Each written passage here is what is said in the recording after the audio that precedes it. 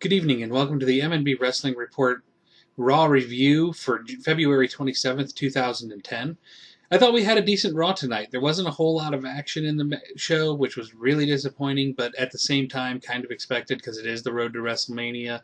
They're working on building up their storylines for WrestleMania, getting them introduced so they can develop them over the next several weeks. We opened up with a strong promo from Triple H talking about why he's back, why he's going after Taker.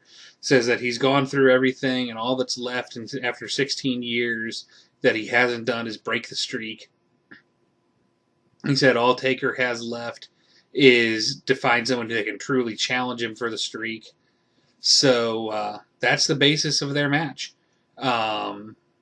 So that's all basically been confirmed at this point that Triple H is going to meet Undertaker. Whether there's going to be any stipulations on that or not, we still don't know. Up next, we had Sheamus come down to the ring. Sheamus got the hell beat out of him. Triple H beat him mercilessly, pedigreed him through the announce table. And as he was being helped out of the ring, the GM tags in and announces that he still has a match. Evan Bourne makes his triumphant return to Raw, beats up the already beaten Sheamus, hits Airborne for the clean pin in the middle of the ring. Sheamus is just on a bad streak ever since winning King of the Ring. He's not getting anywhere. He's doing nothing but losing, which is really disappointing because he was really starting to get over, and I was really, he was really getting somewhere as a main eventer, and they're just burying him. They're ruining everything they did to build him up, which is just, it's disappointing in every way. The only thing I can possibly think they might be trying to do would be if they're trying to do kind of like what they did with MVP, where they put him on a long losing streak, and then finally he wins a match, and it turns him into a big baby face, and they go on from there. Either way, it's still kind of like, why are they doing this when they had something that was working? From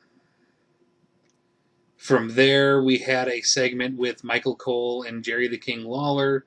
Cole announced he would accept the match, but his trainer has to be in his corner, and he gets to choose a guest referee of his selection. Jerry agreed. It was announced that his trainer is Swagger. Swagger came out. Cole slapped Jerry a couple times.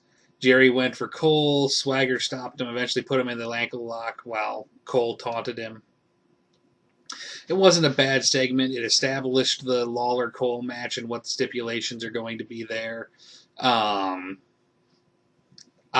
at this point, with the way the card seems to be developing, I'm thinking there's not going to be a Money in the Bank match this WrestleMania, simply for the fact that we're starting to see more and more guys get worked into main cards, and they're just not, they don't seem to be allocating talent for it. So it looks like no Money in the Bank for WrestleMania, but I could very well be wrong. Up next, let's see here, what else did we have tonight?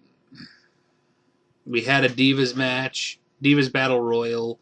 That was a complete waste of time, so I'm not even going to talk about it. I guess the rest of the show, really all there is to talk about. We had a promo between Cena and Miz. They established a match for the later in the evening where Alex Riley would face John Cena. And if John Cena wins, then Alex Riley is fired. And if Alex Riley wins, then John Cena has to admit that The Miz is awesome. I like The Miz, but seriously, that was the best they could come up with. Give me a break, please. From there, we ended up having the promo with The Rock. The Rock's promo was pretty awesome. It got very intense. He addressed Cena, basically calling him a sellout, said, I paved the way for all of you guys to come to Hollywood, and you don't appreciate it at all, even though you've taken advantage of that road. It was a really good promo. Rock stole the show once again. And then, unfortunately, having to try to follow that immediately was HBK, and they ran a brief video package with HBK talking about Undertaker and Triple H and their little match. Well, big match. And he said, of course, I'm going to have to side with Triple H. Triple H is my friend, but, I don't know what's going to happen, and I don't know how I'll feel if the streak ends after I fail to do it. We then came to another thing that happened tonight. We had Randy Orton in the ring talking about how he was not going to back down from CM Punk. CM Punk comes out. Nexus is about to beat Randy down, and GM dings in and announces it will be Randy versus CM Punk at WrestleMania. And as an added stipulation, over the next 3 weeks, Randy is going to face each member of the Nexus in one-on-one matches. If the Nexus member wins, he gets to be in CM Punk's corner at ringside at WrestleMania. If he loses, they will be banned from ringside at WrestleMania. So they started it this week with Randy Orton versus Michael McGillicuddy. They didn't have a bad match. Orton won it clean, and then at the end of the match, he went to set up for the punt. More words were said between him and Punk. Orton punted him anyway and ran for the bleachers. So bye-bye, Michael McGillicuddy, a.k.a. Joe Henning. Welcome back to FCW. They also ran a promotional package for the incoming Sin Cara, formerly known as Místico, from Mexico. I had it actually asked of me on Twitter. Well, not directly to me, but I saw it asked on Twitter why WWE makes such a big deal when another Mexican star is coming into the company. With Sin Cara especially, and with Alberto Del Rio to a lesser extent, there's two reasons. The one that applies to both of them is the fact that WWE is recognizing that a key growing part of their demographic is Latin American, Mexican viewers, and they are trying to appeal to that demographic by adding more stars of that area. The other reason, and this one applies more directly to Mystico, is because Rey has 4 years maybe left, and Rey Mysterio is a huge cash cow for WWE, and they don't want to lose that. They're bringing Mystico in as basically the guy who is going to take over for Rey. Rey is an incredible talent. Mystico is an incredible talent. I'm really looking forward to the debut of Sin Cara, but I do not believe it will be until after WrestleMania. And as a slight trivia fact, if you did not realize, Sin Cara stands for faceless. So it will be interesting to see how he develops and how that whole situation plays out. The main event left a sour taste in my mouth. After such a great show, we get a main event of John Cena versus Alex Riley in a cage match. And the stipulation is that it can't be pinfall or submission. It can only be won when one of them escapes the cage. All well and good, but this was a bad match. I mean, it was basically Cena had his way with Riley. Miz would stop him from leaving and say he didn't do anything. At one point, Miz actually threw his BlackBerry in the ring for Alex Riley to smash into Cena's head. Really?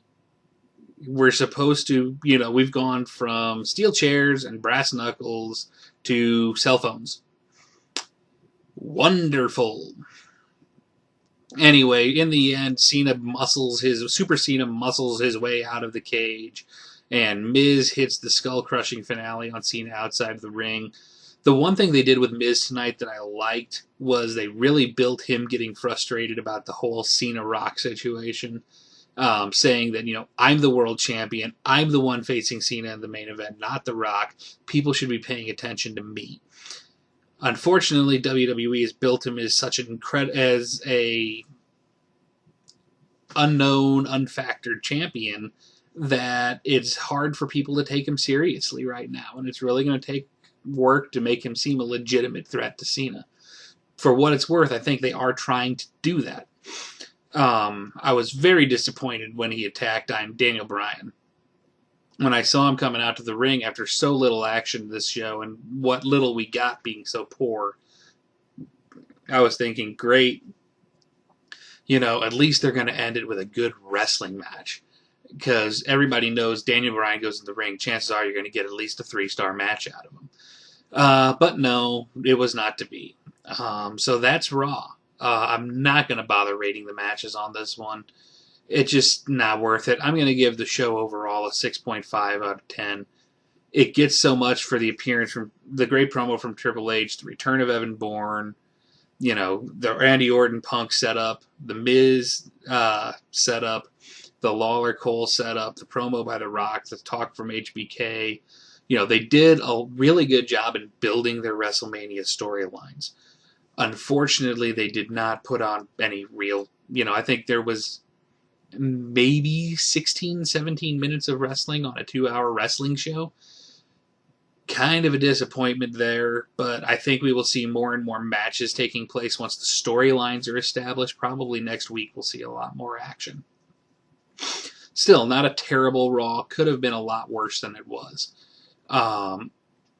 So I'm going to go ahead and wrap it up there. I apologize if this video has been choppy. I've been having issues with my webcam. I don't know what's going on. It just decides it doesn't want to work for some reason. It's been very, very frustrating. I will hopefully have this fixed by Friday's SmackDown review. In one last note, I want to congratulate Bullet Bob Armstrong on being the newest inductee in the WWE Hall of Fame. WWE, for some reason, chose not to air the video package during Raw, which makes absolutely no sense whatsoever. But there you have it. This has been the Raw review from the MNB Wrestling Report. I'm Mackenzie. You can follow me on Twitter at MKNZY99. That's Mackenzie99. You can also find us on the web at www.mnbwrestling.com. We'll look forward to seeing you there. Have a good evening.